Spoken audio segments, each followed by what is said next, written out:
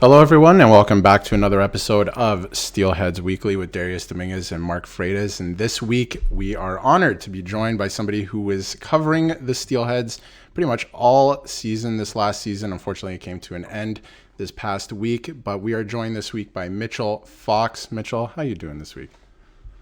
I'm good, guys. It's great to be on. It's a pleasure. I'm right in the thick of Well, exams are just about to start, so it's still busy for me. But it's been quite a ride lately with all the Steelhead stuff. So it's been fun. Yeah, and obviously with the playoffs, it's always pretty busy, and you have a lot of storylines and drama going on there. But Mark can kick us off, I think, with a couple questions. And Go from there. Yeah. All right. So yeah, we'll go right into the first question, I guess. So Mitchell, thanks for joining us. So my first question is, what was your thoughts on the penalty troubles that the Steelheads take? Did you think that possibly turned the tables in the series? 100%. I mean, it was an issue from day one of the season. That you could kind of tell, right? It's JR said it a lot in post game stuff. They're a young team, right? And that Mhm. discipline, whether it's literal discipline in terms of stuff after the whistles and penalties or discipline with the puck, that was basically the trend in every post game interview. Was that was something that came up. And it's not surprising. I mean, these are 16, 17, 18, 19-year-old guys and a handful of 19 and 20s at that, right? Um, and it just ultimately in this series that broke them. It obviously you look at game or the two 5 minute majors, right? Those were that undid that game and ultimately undid the series, right? That could have been 2-2, ends up 3-1 after that game. What was it? Three or four power play goals in that game. yeah, It Yeah. was right. It was from there. That's that team that they're playing. The Wolves are a stacked offensive team, right? That was the storyline going into the series was either you slow them down or you match them because they're going to score four goals at least a game. And if you look at the Steelheads' record this year and all of their wins and losses, pretty much if they kept their opponents to under three, they won, or three even, they won. Not exactly their ideal matchup. And as soon as power play becomes a factor in that, it's it's a problem. Even as good as the Steelheads penalty kill was for most of this season. I mm-hmm. mean, those between Kermiris, Sebeski, Misa, those three guys especially stood out, and McDonnell on the penalty kill, outstanding. But either one of those guys ends up in the box, which McDonnell was in the box a lot in Mm-hmm. this series, right? There was one point in game, I'm trying to remember if it was game two, that Misa, McDonnell, and Martone were all in the box at once, Yeah, I think it was right? game two actually. Yeah, Yeah, right. Early in game two, right? What are you gonna do with that? And of course, it ended up that Dvorsky and Goyette were in the box for Sudbury, so that helps a little bit. But then their power play, their next guys up are they've still got Musty, Konyan, Delic, who was incredible in the series, right? Ultimately, you're playing that stacked of a power play. You can't take four or five penalties in a game. It's got to be two or three. no, and I think penalties going back, like we've watched the Steelheads, the majors, all these teams in Mississauga going back almost 10 years. Like the Steelheads and penalties is an issue. Like for some teams, it is not. For the Steelheads, it's always been an issue staying disciplined. So, one thing I thought was interesting that you said there was that it wasn't a favorable matchup for the Steelheads, and the narrative going into it was actually that it was a favorable matchup for the Steelheads, which I thought was interesting because there was the whole thing with Sudbury has no goaltending, no defense. The Steelheads are a better defensive team. If only they can outscore Sudbury, which is a tall task, right?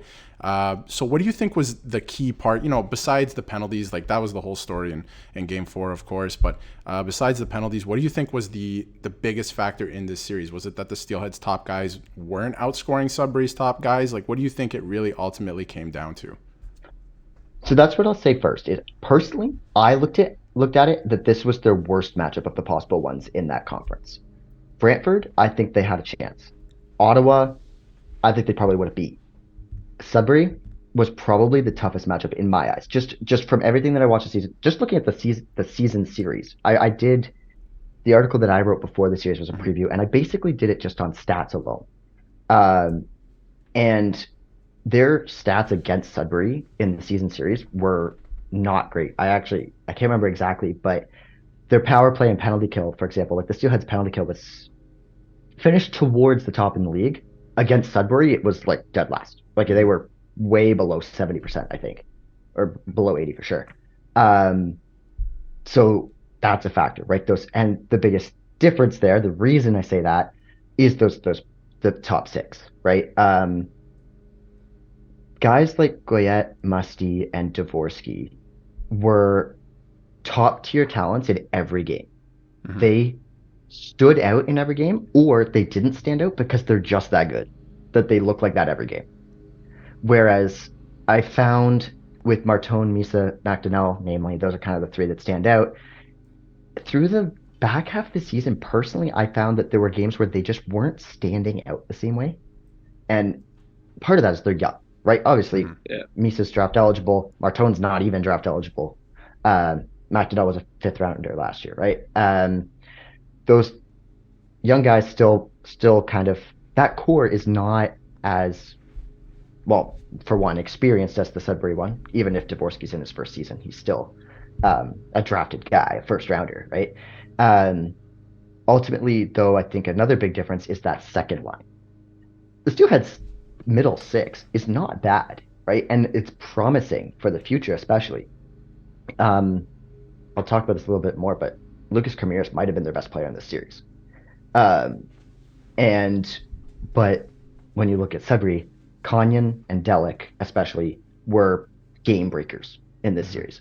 Delic, it's funny, I didn't end up putting it in my piece, but I wrote this line.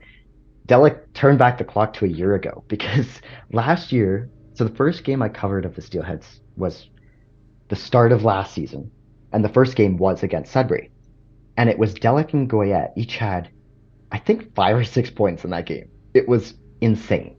And I turned to whoever was beside me and said, "Who's this Delic guy? Like, Mhm. he's insane, right?" And then the rest of the season carry on. He's a solid player. This series, he was that again. The Steelheads didn't have that guy that would do that on their. He was first and second line, kind of. They switched which line started, but they essentially had two first lines, right? When Goyette, Musty, and Dvorsky didn't have to play together, and you could play that well, that's a hard lineup to face. So as good as the Steelheads team defense was, and we saw that towards the end of the season, it wasn't up. Even that couldn't stop that offense. And then also, Sudbury defense was better than I expected in the series. And part of that was, part of that is on the Steelheads offense finding a way through. And game one, they very clearly didn't. Game five, they did at times. What I wrote in my article was offense in spurts because that's what it was. They controlled the game for, you know, the back half of the first period, start of the second period. Otherwise, They not a no lot. showed. Yeah.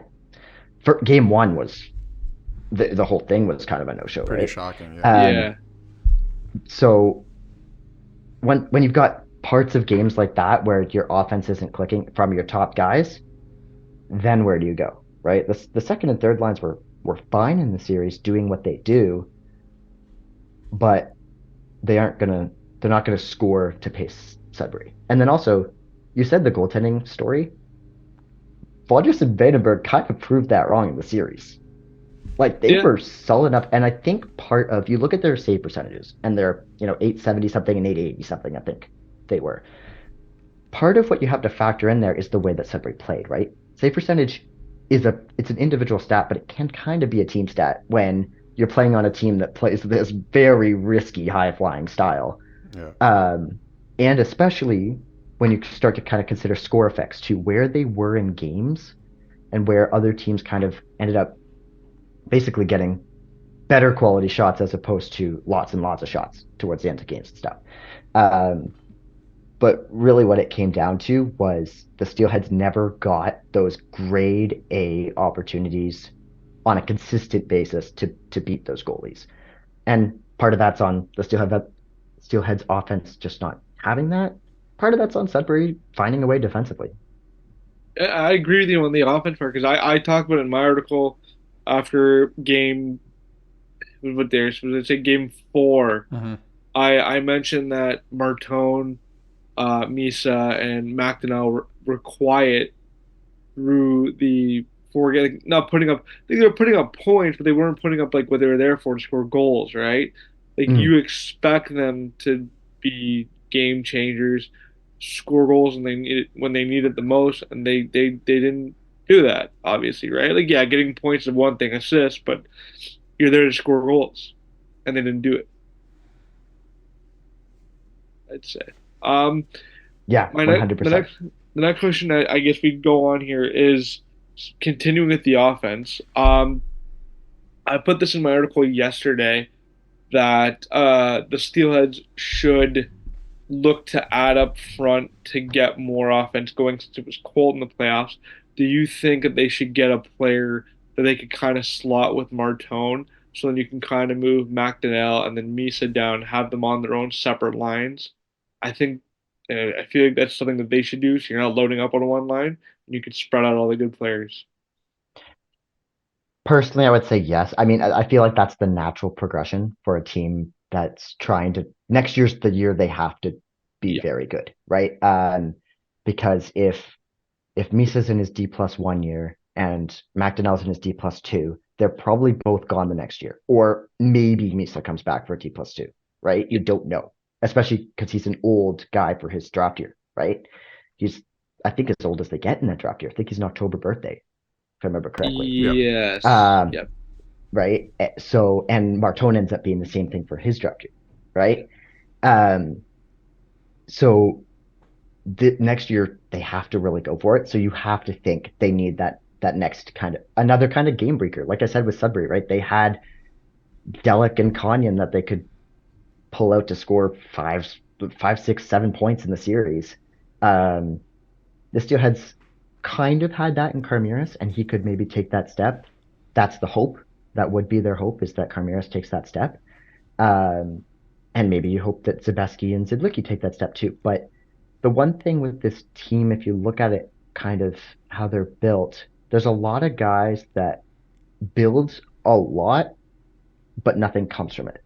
Zidlicki is a fast guy down the wing, right? I Very mean, if you watch fast. Yeah. him, right, you watch him, he's so fast, and then it's like, there's a puck there too sometimes, right? Like it's gonna, um, like, but he does create some plays that way. And actually, him and Boudreaux were an interesting mix in there. So what you almost need, we saw actually interesting comparison there. You saw Boudreaux's shot at times in the season, towards the end of the season especially, like he could really shoot.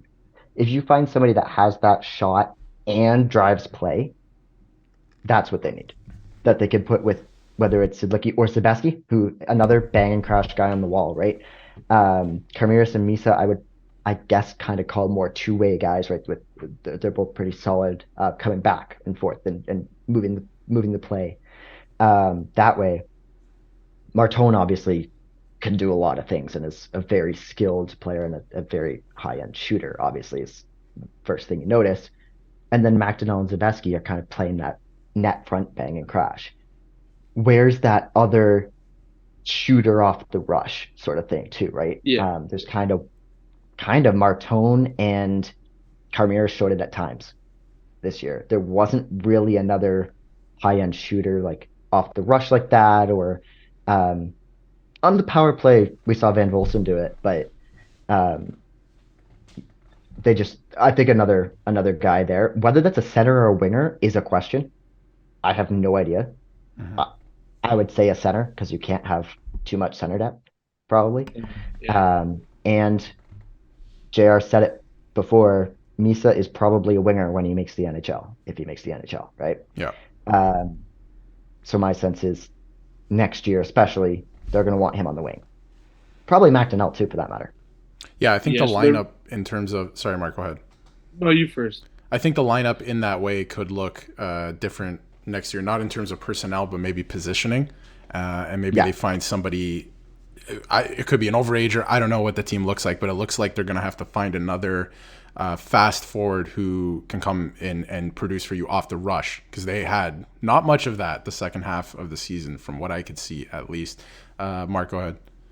No, I was gonna say like if they wanted to go for a center, the one guy I don't know if he's an overage or not. He's the guy. He's the guy, the center from North Bay. He popped off this year. Um, oh, what's his name? I had it on my tongue and I lost it. Is it their 51 goal scorer? Yes, him. I would just trade the farm for that guy. I And I think mean, that, Oh, like Romani? yeah, or- Romani. or- I believe yeah, he's an yeah, overager. yes. He's not he an moving overage? either way. Oh, I don't think. no, I Well, wouldn't that's the suspect thing, that they would move from him. But- I find that in the OHL, a lot of guys are like untouchables. Like, not untouchable, but like you could get them. Like, obviously, you trade the farm because, like, if you want to go for it, what do you got to lose, right? He'd be a great fit. I didn't even know he's an overager. Actually, I thought he was one more year. I would think that they would do something like that, make a all-in trade next year, just because it is labeled as this year that you do have to go all in, because then there's a lot of intangibles, like guys can move on to the AHL and all that. You don't want to leave that up for chance. So that'll be interesting. But, in talking about the forwards, there's a lot of movement on the back end too. And Chaz Sharp, like your number one, he scored the most goals since Nick Hague for the Steelheads. Number one power play unit. Obviously, the captain overager, he's moving on. Who do you think moves into that? Assuming Leskovar comes back to take that first pairing left spot, who would you see moving up or taking steps next year to fill that role of Chaz Sharp? Because I saw Parker Von Richter become a pretty good defensive defenseman this year. Finn Harding looked way better than last year. I wouldn't say he's a superstar by any means yet, but who knows? He could take a step, but he looked way better than last year. So could it even be a draft pick of this coming draft? Who knows? But what do you think happens with this back end too? It's a tough one. The big thing is, though, everybody else is staying. Unless they trade Leskovar, which is something that has been thrown out there. Who knows? There's lots of time for that to happen, or not happen. My answer is Harding, personally. He has been. I'm shocked at how much I've written about him this year. From game one of the season, I noticed him, because the biggest thing is his transition. I want to call it transition play, but actually defensive transition play. The way he defends the rush between him and Fibiger, that pairing actually was. It's interesting because they were this kind of small, speedy defense pairing, but the way they shut down the rush was really stellar at times. Yep. They both made mistakes at times. They're both kind of risky players, but I feel like if your top right D probably needs a bit more of that offensive touch, of that skating touch, especially that speed. That's why I would kind of lean towards Harding. Though I will say the caveat to that is Von Richter's probably the guy they look to as that next guy. JR has said that before. He said it before I think it was one of the first games of the season, first couple weeks. He called Von Richter. He compared him to Del Mastro. Oh wow, that is great praise. Yeah, Well, just from a defenseman point of view, right? Right. The way his favorite line about Del Mastro last year was he called him a bear. Said he's just a big bear on the blue line, right? And it was true. That was kind of the way he played. Yeah. Von Richter does supply some of that for sure. I think there were some. It was interesting to see the way that Von Richter was used towards the end of the season, especially in the playoffs. Game 5, I was really surprised. It was Dragusiga and Harding together. Dragusiga played way more than I expected. Yeah. He ended up taking 3 penalties in that game, but 2 and the too many men. But he was interesting because he had a bit of a tough game there. But his defensive play in the series actually wasn't bad. It was actually interesting to watch that. But Von Richter, I was surprised how little he was used in the playoffs, actually, or especially Game 5. Game 5 was kind of where it stood out to me. Maybe that's because of the play in the hit in Game 4. Maybe that was a factor. It probably was. But I think so. My pick was, if it was me, based on what I saw this season, it's Harding. what I think is going to happen is PVR. Is Right. Do you probably what I think? would say. But what I will say, and I totally just this just clicked in my mind. Mhm. If they can get, I don't know if it's Jacob or Jakob Galvis to come over, or no, do I have the wrong first name? I might have the wrong first name here. Either way, Galvis, import pick last year. If they can get him to come over, that'll make a big difference. Yeah. Probably means there's a left-handed guy playing on the right, but that would be that would make a big difference. It would. Do you think that they would put Von Richter with Leskovar then, because he basically kind of plays a similar style to Sharp then, I guess, because like that went well with those two. Because when I did my article on Sharp and Leskovar, and it was perfect for them in a way because Sharp carried the offensive side. So if he had Hmm. to pinch up, you have Leskovar back there, just taking guys out.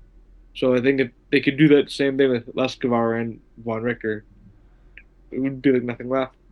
Probably, I would say probably, right? I would say definitely on that blue line, those are the two most comparable guys. Were Sharp and Von Richter. Like Mhm. nobody else kind Yeah. of looked the same. Um, the only kind of uh, question there is whether Von Richter can carry that offense the same way. It's Yeah. possible because if you look at what Sharp did, I mean, 2 years ago, I don't think people would have expected this from Sharp. Um, so if Von Richter can take those strides, absolutely. Um, though personally, I will say that Von Richter's feels like a very defensive first line D pairing to me. It, Yeah. it it feels like a shutdown D pairing. Like Which that's what it that wouldn't would be be a very playoff D pairing. wouldn't be a bad thing too, right? I mean, No, if you I, can I make it work. Probably not. Yeah. Yeah. oh yeah, and you need guys like on your back end. Like you need a guy. I think you need guys like Leskovar and you need guys like Von Richter to be that shutdown pair. Yeah. Um, I guess moving on from defense. Um, for the goaltending. Mm. So, what did you think? What can we expect from that? Like, what do you think the future looks like for Leaners and Ivan Kovic? Because obviously we've seen like Ivan Kovic did really well this year for a rookie. Leaners did well. You're gonna have to choose kind of next season. Like, all right, they're both starters. Do you keep them both and do what Mississauga, like the majors did this back in 2010 where they had JP Anderson and Carosi, they just kind of went with a 1-2. Do you think that the Steelheads just follow that and go with a 1-2 punch? It's definitely tough to say. It's a tough one. But first of all, I don't think there's any chance Ivan Kovic's going anywhere. That is my. I mean, I'm not. They don't do a lot of insider type stuff. There's not exactly a lot that I can tell you in terms of their inside conversations. But there's just looking at the way that he was used, the way that they talk about him. There's no way. Yeah. He wasn't perfect all season. He wasn't perfect in every game that he played. I don't think game two when he came in was his strongest game. Game five, he was very good. Yeah. So, but what JR did say after that game was if there was a game, he didn't say, what he said was Leanders would have returned Yeah. at some point. So there was definitely a sense there they trust both of them. And that was the way it was all season. He said that down the line towards the end of the season to me too. Like his quote to me it was fantastic. He basically said, if this is weird, right? Nobody else does this. Everybody has their one main goalie. If it doesn't work, you can make fun of me. Like was basically what he said. But he's gonna stick to it. And as much as what he was saying there was about this season, I don't think it was just about this season. Yeah. I wouldn't be surprised if they stick to it, at least for a bit. I mean, I don't think there's any point rushing a trade, especially I think it's if one of them moves, it's Leanders, in my mind. Um, I don't think there's any sense rushing it. No. I mean, I had a theory. We talked about it during the season, and one thing that you touched on too, that the way his usage this year, it doesn't happen with rookies, like especially in Mississauga. Mark and I have watched goalies play 64 of 68 games in this franchise, right? And like it does not happen. For him to play 25 games is absurd. So clearly they trust him. Clearly the skill is there, and he did great because he had a 915. It's just absurd. Like the numbers just don't make sense for Mississauga, right?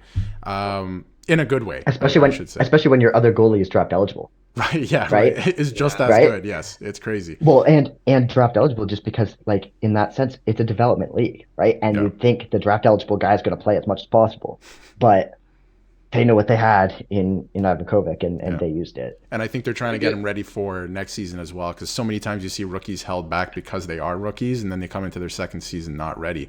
So that'll be interesting to watch. I did have a theory. I'll just throw it out there. I don't know how close this is to happening or whatever. I don't have any inside sources to the team, all that stuff. But I wonder if they, claim Ivan Kovic as the guy, and then they go on in, because everyone needs a goaltender and a high-end goaltender. Do they move on from Leanders next year and go get like a high-end player or two high-end players and kind of solidify the team around Ivan Kovic and the rest of the defense? I wonder if that's something they look at in the offseason even, or, halfway through next year, who knows? But I don't know. Could there be movement with that in the offseason? I think it's possible. I do think it's possible. I don't think, first of all, I don't think JR and that staff are counting out anything. And I mean, Yeah. just the way that he talked about the trade deadline this year, there were a lot of things that could have happened. It's like, it's my sense. And I don't think he'd ever shut down any opportunity like that. Um, so I think it's possible. I think if there's a move that's there that they really think does it, even if it was Sudbury, just to throw out an example there, right? If we said Sudbury's goaltending wasn't, quite what they wanted, really. Of course, in the series it was pretty good, but um, if you know, if they were willing to move a high end player for that, then they would jump at that. But I don't know if there will be an appetite to get enough back to, Right. to make that happen, right? it And that's ultimately every hockey trade, right? Pretty it'd be a much. big Yeah. it would be a big trade if they were to let him if they were to trade him. Mitchell, so we are this is the last question we'll get here for you. So obviously the team is relocating next season. Um, how do you feel? How do you what, why how do I put this here? How did Brampton compare to the other locations um, from other cities for the Steelers that like what do you think they can do to draw fans to get to Brampton? Like what do you think how do you think they could draw fans to Brampton? It's one of those weird ones. The way that Elliot Kerr put it to me was that, and that is Steelheads owner, Elliot Kerr. The way that he put it to me was that they didn't want to move far. Really, is what it the one of the big things is they didn't want to go far. They are Mississauga based, and they have their fan base here. I think the biggest hope with Brampton is that they can try to tap into something new while keeping what they have. Yeah, Because if you move to Cornwall or if you move to somewhere in the northern U.S., which they looked at U.S. cities, wow. is what he said. Mhm. Um, if you do that, the Mississauga people aren't following you. If you go 7 minutes up the road, the Mississauga people can follow you. Whether they all will is another question, but they can. And then um, ultimately, what it sounds like is it sounds like the city of Brampton is actually really into it. Not only did Elliot Kerr say that, but JR said that Mhm. to me, which I was kind of like, is JR in meetings with? I guess he probably is, but is he in meetings with the city of Brampton as well? Like, is he Yeah. in those meetings? He probably is as GM too, right? Um, but I think ultimately they just didn't want to go far, and they think there's something there. Brampton had that hockey day has that hockey day in Canada or hockey day in Brampton every year, right? They also had the Women's Worlds there last year, and Yeah. it was a big success. Yep. And they are going to CAA Center. One of the big things they've talked about is the restaurant that's in the building. I don't know how special it is, but there's It's a a sense restaurant that that A yeah, which is Paramount restaurant. does not Yeah. have. well, that's what I was about to say. Honestly, what it comes down to is Paramount Pike Food Center was not working for them. I mean, Yeah. it's in the middle of nowhere. As somebody who's from Mississauga, like for me, I live in the center of Mississauga, and it was a 25-minute drive to every game, Yep, agreed. right? Like that's not very sustainable. They were right on the Brampton border anyway, so to move into Brampton and hone in on that could be a good thing for them. Ultimately, they're not in the center of Brampton either, which I don't know if that's really great, but Yeah, it's closer to Mississauga than Brampton, if that makes sense. It's right on the border. right on the border. Yeah. Yeah. But that's kind of the hope. If it's supposed to be a better facility, and Kerr kind of alluded to something that sounds like maybe there's a chance there's some development going on in the area that will kind of add more appeal to the area. There is. So to cut you off, I actually noticed it the other day. It looks like they're putting the new LRT kind of, I don't know what to call it, like station there. So I wonder if there's even a stop there, which could make things a lot easier to get to games if you don't have a car, which was a huge issue in Mississauga as well. So it sounds like they are putting a lot more in that area. I don't know what the timeline for that is. So, but it sounds like that's on the way, just to chime in there. Yeah, 100%. And so those are the types of things that they're hoping for. And ultimately, Brampton is, I think the idea is that Brampton is growing as a hockey city. Mississauga really isn't, if you look at it. I played minor hockey in Mississauga, right? My whole life. And there is no question there is a minor hockey, like youth hockey base in Mississauga. And that's where some of these players have come from. Jack Ivankovic, Parker Von Victor both played in Port Credit. Mm-hmm. But is there the uptake from a fan point of view, right? Of course, there's the whole like they're Leafs fans instead kind of side of things, but it's just they weren't able to kind of tap into it that way and grab that, and they're trying something different, right? Is ultimately what it comes down to. That it came time to try something new, and as I kind of reported, the city was making that move anyway. They were getting kind of booted out anyway. It didn't sound like this was something. It didn't sound like it was attendance related, and it didn't sound like it was the team's decision either. So it'll be interesting to watch. Sounds like with everything together. Yeah, it is a mix of everything, I guess. Plus, if Hazel McCallion was still around, this wouldn't be happening, guys. She would have fought it. It is true. We'll see what Patrick Brown does in Brampton. But Mitchell, thank you so much. Thank you for your time today. Yeah, it's awesome, guys. You can see Mitchell on Intermission Sports. He is the editor-in-chief, and some great articles he's written all year for the Steelheads and a bunch of other stuff, so go check him out. Mitchell, thank you so much for joining Steelheads Weekly.